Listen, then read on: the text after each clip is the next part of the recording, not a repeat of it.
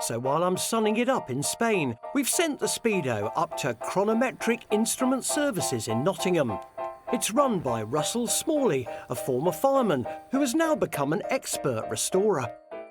This is the instrument from a BSA Gold Star 1954, which is in for a full restoration. And a full restoration means exactly that.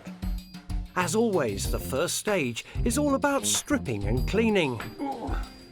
Off comes the bezel, the pointer, and with a little help from a miniature circular saw, the trip knob. The heart of the speedometer is the chronometric movement. It needs to be perfectly clean. Before we go any further, we put this in an ultrasonic bath. The ultrasonic bath uses high-frequency waves to create thousands of tiny bubbles, which dislodge any grime and dirt. While it does its magic, there's plenty of other work to do. Both the counters need to come off and have their number strips replaced. And the chassis gets a complete strip down.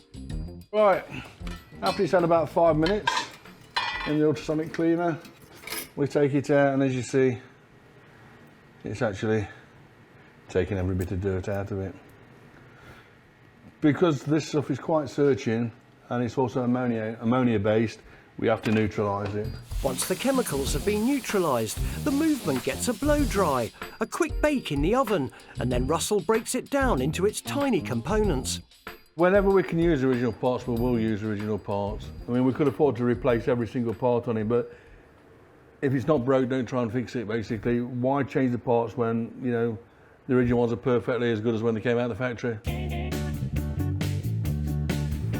Though Russell does nearly all the work himself, he sends the speedometer's dial to Emma, a screen printer based nearby. He gives me this metal template. I will put it into this section here.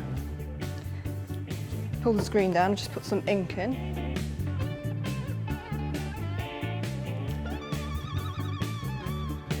I flood the screen and then I will print it over.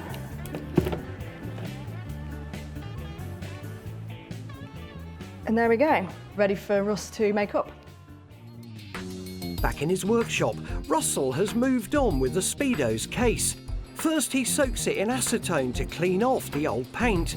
Then he uses a wire wheel to grind off any rust on the bezel threads before he begins the repaint.